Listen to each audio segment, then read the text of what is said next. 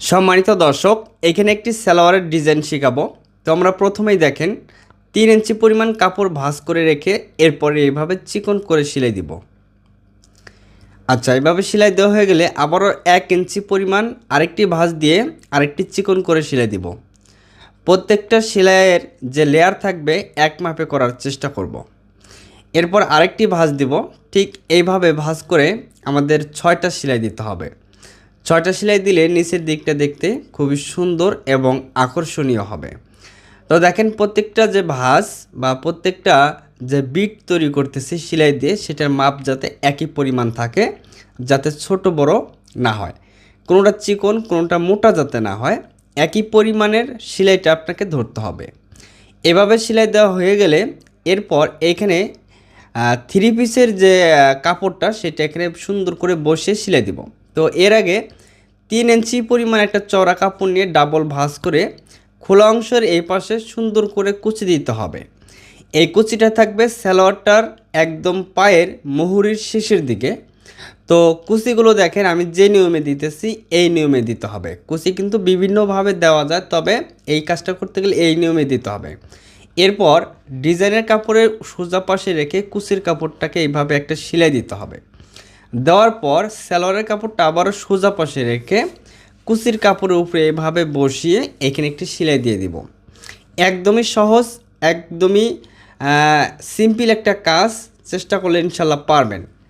এরপরে দেখেন এইখানে যে ডিজাইনের যে কাপড়টা আছে সেই কাপড়ের উপরে একটা চাপ সেলাই দিয়ে দিব, তাহলে এইখানে সুন্দর ফিনিশিং হয়ে পড়ে থাকবে। আচ্ছা, এইভাবে একটা সেলাই দেওয়া হয়ে গেলে এখন এইখানে যে ডিজাইনের যে কাপড়টা আছে এই কাপড় এই মাথাটা একটা ভাঁজ দিয়ে একটা সেলাই দিতে হবে।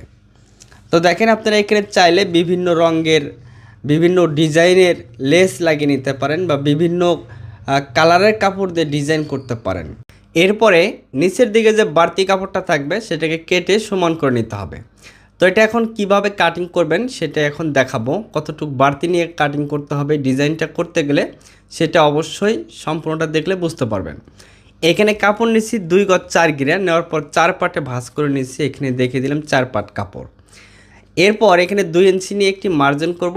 এটা হচ্ছে রাবার ভাঙার জন্য 2 ইঞ্চি পরিমাণ প্রথমেই নিয়ে নিতে হবে। এরপর এই দাগ থেকে এখন লম্বার মাপটা আসবে। লম্বা নিব এখানে আমি 37 ইঞ্চি। এরপর 2 ইঞ্চি বাড়তি কাপড় নিতে হবে নিচের এই ডিজাইনটি করার জন্য। তো 2 ইঞ্চি বাড়তি কাপড় অনুযায়ী আরেকটা মার্জিন করব। এরপর এইখানকার লুসের মাপ নিব 7 ইঞ্চি, সেলাইয়ের জন্য নিব 1 ইঞ্চি বাড়তি কাপড়। এরপর এখানে একটি মার্জিন করব আর এখানে একটি মার্জিন। এরপর 37 ইঞ্চি বডির জন্য হাই নিব 14.5 ইঞ্চি এখানে। এরপর এখানে একটি মার্জিন করব। তো 14.5 ইঞ্চি রাবার ভাঙ্গার হিসাব বাদ দিয়ে 37 ইঞ্চি বডির জন্য এখানে নিতে হবে লুসের মাপ 17 ইঞ্চি পরিমাণ। এরপর 1.5 ইঞ্চি রাউন্ড শেপ। আর কোমরে এখানে নিতে হবে আমাদের 15 ইঞ্চি পরিমাণ। 37 ইঞ্চি বডির জন্য এখানে নেব 15 ইঞ্চি। নেওয়ার পর 1.5 ইঞ্চি রাউন্ড শেপ অনুযায়ী এভাবে একটি মার্জিন করব বাঁকা করে। এরপর এখানে হাইয়ের রাউন্ড শেপটা করে দেব। এখন নিচের দিকে শেপ করব আমরা এরকম একটি শেপ কাট ব্যবহার করে খুব সহজেই কিন্তু শেপটা টেনে নিতে পারবো।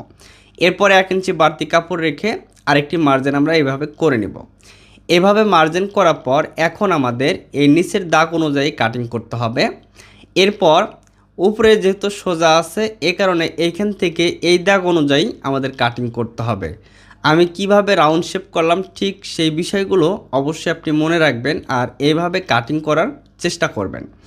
আচ্ছা, এইভাবে কাটিং করা হয়ে গেলে এখন আমাদের যে কাজটি করতে হবে, আমাদের দেখেন এইখানে হচ্ছে একটা চিহ্ন করতে হবে। এরপর নিচের দিকে 3 ইঞ্চি ফাঁকা রাখার পর অর্থাৎ 3 ইঞ্চি কাপড় বাকি রেখে আমরা এখানে 1 ইঞ্চি পর পর 6টা মার্জিন করব। সেই মার্জিন অনুযায়ী আমরা সেলাই দিয়ে ডিজাইনটা করব, যে ডিজাইনটা আমরা প্রথমে আপনাদের দেখিয়ে দিচ্ছি। এখন আসেন নিচের কুচির কাপড়। তো এইখান থেকে যে কাপড় আসবে সেই কাপড়টা ডাবল ভাঁজ করে আমরা কুচির জন্য বের করব। আশা করি বুঝতে পারছেন। তো ভিডিওটি ভালো লাগলে অবশ্যই শেয়ার করে সবাইকে দেখার সুযোগ করে দেবেন। আর কি ধরনের ভিডিও দেখতে চান সেটি অবশ্যই আপনারা কমেন্টে জানাবেন।